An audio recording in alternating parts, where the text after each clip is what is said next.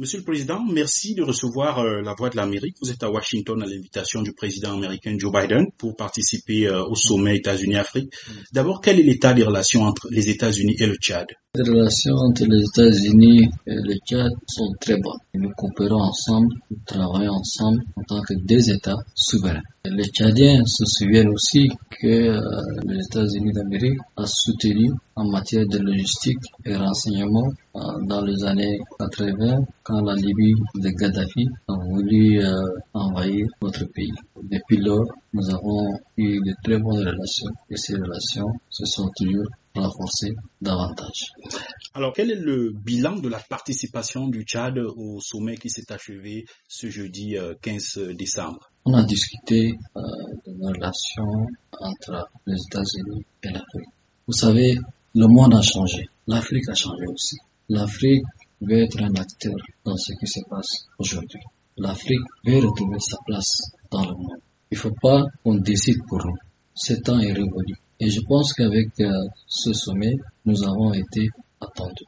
Au dernier jour du sommet, on a beaucoup discuté de la crise alimentaire qui a été aggravée par les événements, le conflit en Ukraine avec la Russie. Au niveau du Tchad, est-ce que vous avez ressenti l'impact de cette crise? Bien sûr, la majorité des pays africains importent les céréales de l'Ukraine, les engrais de l'Ukraine. Cette situation va avoir un impact négatif sur l'Afrique. Et ce qui est dommage, les grandes puissances donnent des milliards à des pays pour faire la guerre, alors que l'Afrique demande peu pour subvenir à ses besoins. On n'arrive pas à trouver. Et ça, c'est injuste. Nous ne sommes pas aidés à la hauteur des dégâts causés dans nos pays. Alors, maintenant, on va parler de la situation politique au Tchad. La situation qui était tendue ces derniers temps depuis les événements du 20 octobre au cours desquels une cinquantaine de Tchadiens ont officiellement perdu la vie. Quel est le climat qui prévaut actuellement en N'Djamena? Je crois que pour l'ensemble des Tchadiens veulent la paix, la réconciliation nationale. Aujourd'hui, le climat est calme et la transition poursuit son chemin. Parmi les 5 transitions qu'il y a en Afrique, je crois que nous sommes les plus en avance et nous sommes les plus exemplaires et nous sommes transparents dans tout ce que nous faisons. Vous dites que la situation est calme, mais il y a quand même eu de nombreuses condamnations. Certains opposants comme Succès Masra ont quitté le pays. Est-ce qu'aujourd'hui on peut dire, Monsieur le Président, que l'opposition et la presse privée sont toujours libres de mener leurs activités? Écoutez, pendant 18 mois, nous avons tendu la main à tout le monde, à tous les partis politiques, à tous les politiques militaires. Pendant ces 18 mois, nous avons amnistié, nous avons pardonné, nous avons tendu la main pour dialogue. Beaucoup de Tchadiens ont accepté. La majorité ont accepté. Le parti dont vous faites référence, c'est un parti qui a été créé pendant la transition. Je l'ai rencontré plus de 8 fois pour le convaincre d'adhérer à ce processus pour la paix au Tchad. Mais j'ai vu en lui une personne qui est très pressée, qui est pressée d'être au pouvoir, qui se prend pour le centre du monde, que sans lui, c'est le chaos. Et donc, avec ce genre de personnes, qu'est-ce qu'on peut faire? L'essentiel est que la majorité des Tchadiens sont d'accord, ont accepté ce processus. Oui, mais est-ce que vous êtes toujours disposé à poursuivre le dialogue avec, y compris ceux qui n'ont pas pris part au dialogue national inclusif et souverain?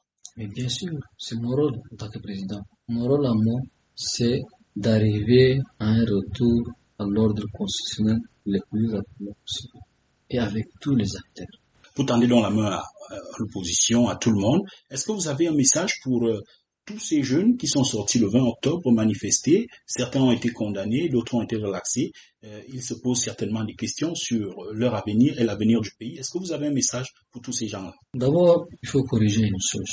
Ce qui s'est passé le 20 octobre, c'est pas une manifestation, c'était un coup d'État. Une manifestation, c'est quoi? Ça commence d'un point A et ça finit à un point B. Une manifestation qui commence à 1h du matin et qui s'attaque à des édifices publics et biens privés, qui s'attaque avec des armes aux forces de l'ordre dans leur caserne, qui s'attaque à des personnalités politiques qui partagent pas leurs idées, n'est pas une manifestation. Et ces jeunes ont été instrumentalisés, endoctrinés, drogués. C'est des jeunes qui n'ont pas de perspective. Et ils ont été payés, monnaie, et ils les ont envoyés en mission. Et c'est dommage pour un homme politique qui aspirent à diriger un jour le Tchad. Nous regrettons ce qui s'est passé. Mais aujourd'hui, il y a une enquête judiciaire qui est ouverte. Nous avons aussi demandé une enquête internationale qui va certainement nous dire qui a fait quoi. Mais ce que je voudrais dire à mes frères jeunes Tchadiens, que le temps de la violence est révolu. Il faut dialoguer. C'est en dialoguant qu'on peut trouver des solutions. Votre pays, le Tchad, produit du pétrole depuis 2003, mais les indicateurs de développement restent parmi les plus bas au monde. Hein. Comment changer cette situation? Je suis Tchadien et j'ai vu au Tchad.